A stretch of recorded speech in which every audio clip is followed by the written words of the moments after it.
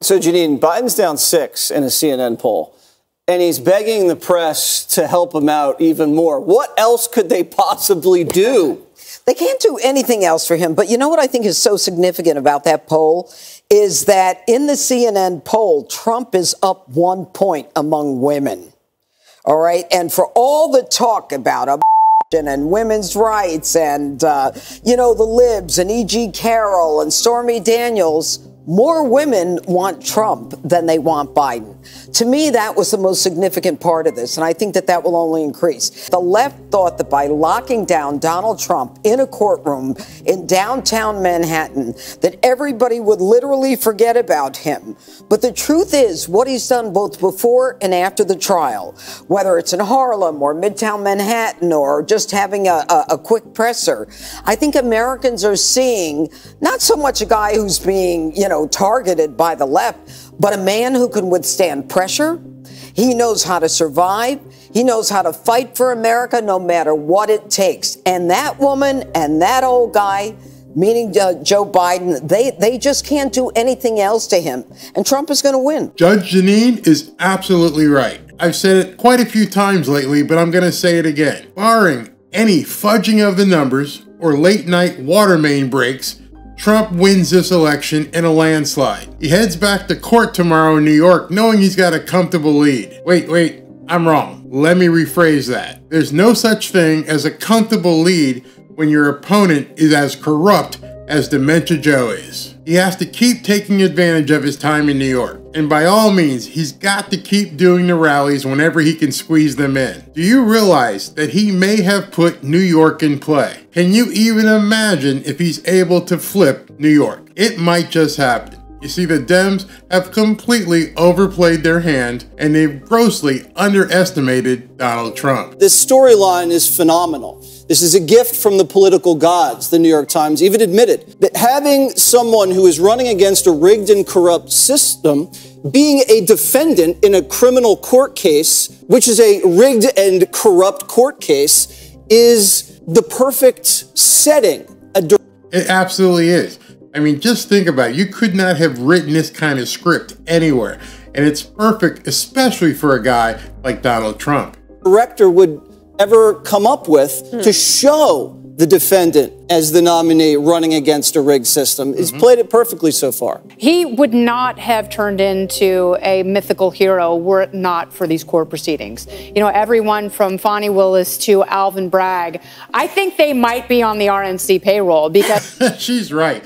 And it seems as though what the Dems also did, I don't know if it's because of DEI strategy, but they've put up some of the weakest, most corrupt, most inept prosecutors in the country. Fannie Willis? Are you serious? Alvin Bragg? Letitia James? These people aren't your top-notch prosecutors. These are bottom-of-the-barrel prosecutors that they've said, hey, be the face of these cases so that we can show probably that it's a black face out there, and it's completely imploding on them across the board. They have been so critical to his resurgence that I don't think people would have anticipated a year or a year and a half ago. But here we are, and no matter what the president throws at us or what Karine Jean-Pierre will or will not answer about, what they're painting is this rosy picture. But what people now see, they were told that if Donald Trump were reelected, the country would go downhill. And in fact, we are all finding out that that's not true. Even those people who voted for Donald Trump who had some questions no longer have those questions. And now the people on the left, I shouldn't say the left, I would just say Democrats who have a mind about them are saying, this is insane. We cannot keep this up. We don't know what the heck is going on. We don't understand why all these newcomers are coming across the border, and we didn't vote for this stuff, and I understand we can't get any refunds, but we can basically change horses at this point. Joe Biden was here to save us. Well, it's actually worse now than it was before for a lot of people and a lot of apolitical people. So that's why you're seeing support from young people and people who have been on the other side of the system, who have been defendants, and they don't. She's talking about black people there. She didn't say it, but she's basically talking about black people understanding that Donald Trump is indeed going through what a lot of them, us, have had to go through. Not me personally. I'm talking about my peeps. But in any event, they're seeing this and going, hey, this isn't right. It's not right whatsoever. And Stephen A. Smith, when he called it out and people got all ticked off at him, he was 100% correct too, but he couldn't stand behind his words. Have the money and they don't have the publicity to defend themselves. Those happen to be, I think, new voters that Trump can put in his category. I think what he's doing is very effective. The Emerson poll came out this morning in swing states, Donald Trump winning all 7. All 7. Those aren't even swing states anymore. And the lead is growing in each one of those states. When you go a layer deeper in the data, you find among independents in these 7 swing states, asked if there's a guilty verdict, are you more likely to vote for Trump or will it not impact your vote? Combining those two categories, 75% Arizona, 68% Georgia, 71% Michigan, 75% North Carolina, and it goes down to the tune of 60 to 70% more likely to vote for Trump or won't impact your vote. This is helping him. He's controlling the narrative with great discipline. This morning, talking about the Columbia protests, he spoke about the Emerson poll. He challenged Joe Biden to a debate. That's what we call winning. That's what we call winning. Can you imagine? They thought they would take him off the campaign trail, which they thought they were going to do. And they thought that if he got thrown in jail, that, nobody would want to vote for him because he'd be a felon. And now they're finding out that 60 to 70% of the American population are like, we don't care. I don't care if he's doing time in Rikers. He's going to be our president. I mean, that's simply stunning. That's shocking. It's got to be pissing off the inner circle of Dementia Joe to no end. They can't stop what is coming. And these recent poll numbers are absolutely shocking. So shocking that I personally don't believe there's enough time for Dementia Joe to turn things around. And partly it's because there's no good news anywhere for Dementia Joe to hang his hat on. There's nothing out there. And these college protests on television 24/7, that ain't helping either. And Dementia Joe looks either as though he doesn't want to stop these college protests or that he's too weak and feeble to take them on. In any event, it gives Trump a completely open lane. And he understands that the voters out there are over this stuff happening on college campuses. Sleepy Joe taking another nosedive in the polls. Things are going off the rails at the White House again. Then he woke up Sunday morning and got smacked with a hard dose of reality from left-wing CNN of all places. Their brand new survey shows Trump taking his biggest lead yet ever over Joe Biden. Now understand, this is something I pointed out in one of my other videos that people really have to grasp. That 49 to 43% that you're seeing with him 6 points over Biden, it's actually much worse for Dementia Joe because of the fact of the third party, fourth party, and fifth party candidates are out there. I think they said recently that RFK Jr. has like 13 or 14%.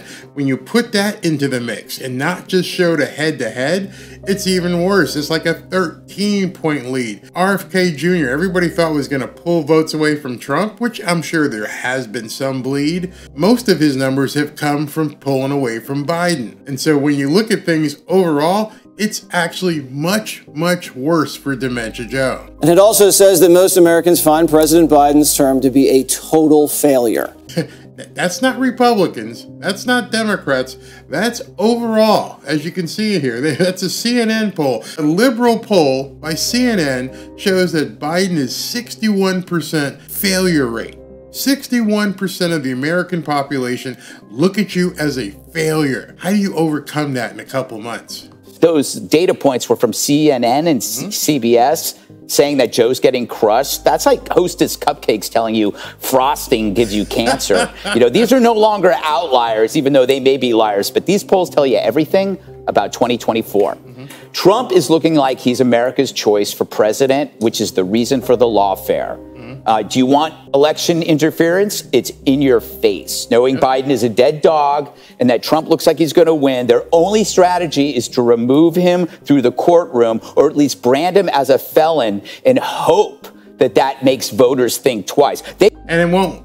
We already heard from that other data point where 65% of people said, we don't care if he's convicted. We don't care if he's a felon. So right now, understand there is no way for Biden to claw his way out of this except for the midnight water main break at the polling stations. You haven't lied about that, by the way. They've said it. So I don't know if you're a never Trumper. I don't know how you can be okay with this. You can hate Trump all you want. but you don't want to fight fair. That is a huge point. I even saw, and I won't mention her name, but there was another anti-never Trumper, a rhino, out there talking about how Trump is doing this and he's doing that and she could never vote for him. What's your alternative? Are you saying that you hate Donald Trump so much that you're willing to live through another 4 years of Dementia Joe? Are you friggin' kidding me? I mean, you may want to say this in public, you may want to talk all this crap at your cocktail parties, but when you get behind the curtain and pull the lever, are you telling me you're not going to pull it for Trump? Then you're anti-American. That's all I'm going to have to say about you. I mean, you're worse. You should be ashamed of yourself. And in that CNN poll, he was upside down on student loans as well, so people don't think that that's fair. Dana is 100% correct. We all see what's going on in these college campuses. And then we find out that Joe took an eraser to the ledger and is telling all of us to go ahead and pay off the loans for these slobs on these college campuses. Are you okay with that? Nope, I bet you're not. But guess what? You're not alone in your disgust. In the latest, the most hot off the presses data from none other than ABC News, an obvious left-wing liberal organization, they released some numbers just this afternoon that are shocking, devastating for Dementia Joe. And Biden seems to be struggling with key demographic groups that he would need to win and win big if he stands a chance of being reelected. He would need to win, not just win these demographics, but need to win them if he stands a chance to win the election. There's no chance he can win it. Once you see these numbers and take a look at them, everybody's starting to say, hey man, it's not going to happen. It's not going to happen. Remember, when he supposedly won in 2020, it was only by a few points, a few percentage points. I believe it was 4 or 5. And that was with these numbers, which he's going to explain to you right now. John, there is significant softness in the support for Joe Biden among core Democrats. In this poll, he's carrying black voters by 61 points. Well, that sounds like a lot, but he carried them by 84 points. Just for some of you that may be math challenged, that means he's lost 23% of the black vote. That's insurmountable. He lost 23% of the black vote. Remember again, like I just said, he only won by 4 or 5, so he cannot make those numbers up. 23% he's lost as of today from the black vote. Back in 2020, Latino voters, a very slight Biden edge in this poll, but it was a 21-point advantage in the exit polls back in 2020. So what he just said is that with the Hispanic demographic, Biden has lost 17%. 23% loss in the black demographic, 17% in the Hispanic demographic. You can't make that up. You just possibly can't make those numbers work. And among younger voters under 30, we're actually seeing Trump with a slight edge. That was a big win for Biden last time around. It's particularly stark. Now this one's a little bit tricky because you have to do a little bit math to see the real underlying number. In 2020, Biden had a 24% lead over Trump in the under 30 market. Now he trails Trump by 5. That's a 29% difference. 29% difference. So in those 3 key demographics, which he has to have to win, he's down 23% with blacks, he's down 17 with Hispanics, and he's down 29 with people under 30.